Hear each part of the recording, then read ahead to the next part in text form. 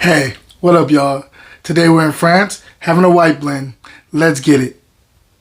What up, winos? Happy Wine Wednesday. I am your host, Jayton Gunter, owner of Grapes and Sand Publishing, and I'm ready to drink some wine today.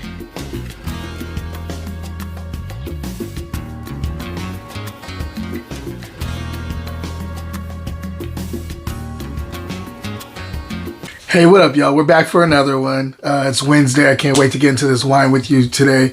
Before I do, I will be finishing up Wine Week, or Wine Month, I should say, this week. So stay tuned for that. I got more on that at the end of this wine review. Also, I have another announcement to make, just so you guys know what's going on with me. I wanted to, inform some people about, or inform you guys about what's going on, what's coming next, what projects I have coming in. So I'll be also dropping that at the end of this wine review too. So stay tuned for that. But it's wine time. It's time to get some wine. So I can't wait to get into this with you guys again. Today we are in France. We're talking about Gerard Bertrand, one of the biggest producers out there in the Rhone area for the most part, in southern part of France. Today we're talking about Trouble XP, cloudy wine, 2023, made with organic grapes. This is actually a white blend and it's unfiltered, which is different from that area, and especially specifically from Gerard Bertrand. If you know about his wines, they're clean, they're structured. Even the fruitier ones, they always find a way to be a little balanced to me. And there's a lot of them produced. He has a lot of different labels produced out there, and they just come to, like, as big as a name as he is out there. To me, it's become very, like, I can always rely on his wines to be good juice, regardless of how big his name is now. And so I want to try this one. I hadn't seen one of these labels before. I want to try it out.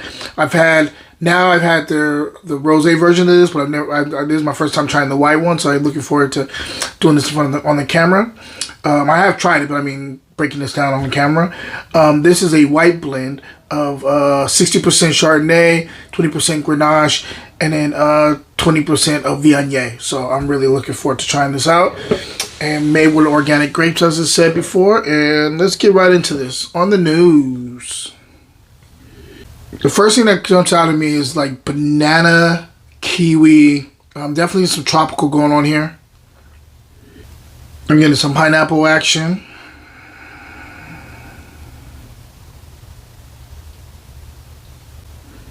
Maybe like a spritz of lime here too.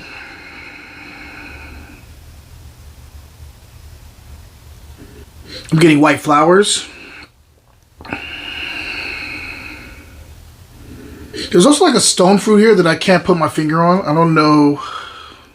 Yeah. There's some stone fruit here. I'm also getting fresh mangoes. Let's go ahead and taste it and see if everything's translating to the palate. Dude, Wine Wednesday will be right back. Black Wino, a brand that derived from me being the lone black person in a lot of these wine rooms. I want to represent diversity in the wine world. If you do too, go to fruitandglassgear.etsy.com and copy your own hat. Cheers. Now back to the show. This is good. Very good. Very complex. Fun. Let's put it this way. If you're somebody who doesn't care about complexity and just wants something that's delicious, this is delicious. I like this already off the bat. But if you're somebody who like really is into wine, this definitely has some complexities in the fruit, and also the approach of the fruit, the balance between the ripeness and underripeness of the fruits on your palate in this wine are really unique to me and interesting. First of all, let's talk about structure though. Acid's medium. Finish is long. This definitely is mild on its approach when it first hits your palate, and then as it gets into the second quarter, it starts to pick up steam. By the third to fourth quarter, you got a full-on orchestra going on in your mouth. It becomes bigger and bigger and bigger, but the finish is still very well contained with the medium acid that they have here. It does keep it together very well. Okay, so let's talk about the fruit. This wine approaches with banana, pineapple, and mango up front. So it starts off tropical. As it gets into the mid palate, you get kind of like this lime spritz along with this nice kind of perfectly ripe peach on the back end of the palate. A little bit of like a raw honey thing here too in the mid palate that I'm now catching too. I love the texture here. It does seem like very like almost velvety for a white wine, which is something I don't normally get. Yeah, that pineapple is actually extending to the finish too. So the lime is on here is, I would say, ripe. I would say that the mango is a little underripe. I would give the banana and pineapple perfectly ripe too.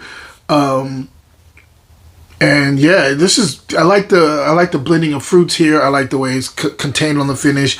I really like this wine. I highly recommend this wine, guys, if you can get your hands on it. This is really delicious. And I'm going to try to get a couple more bottles because I think during the summer this is going to be a hit with my friends, whether I'm drinking with people who are novices or just trying to figure out wine, or people who really love wine. I think they'll all like this wine. It's really, really delicious. I highly recommend it if you can get your hands on it. Also, to talk about what's going on going forward, it is wine month or wine week. I'm going to be starting to, again, limit everything back to weeks again. I just got crazy at the end of the year and I started dropping the ball a little bit. So I'm going to pick the ball up and try to contain my themed weeks from my newsletter, for Grapes and Sand newsletter, to a week and a half for every subject. So just letting you know about that. More to come. The podcast will be dropping very soon for Wine Week. I'm going to hopefully have it done by this week, and I can get into Food Week next week. So stay tuned for that. As far as what I have going on right now, I have a new daily thing that I'm dropping every single day, which is called Wine Facts with the Wino.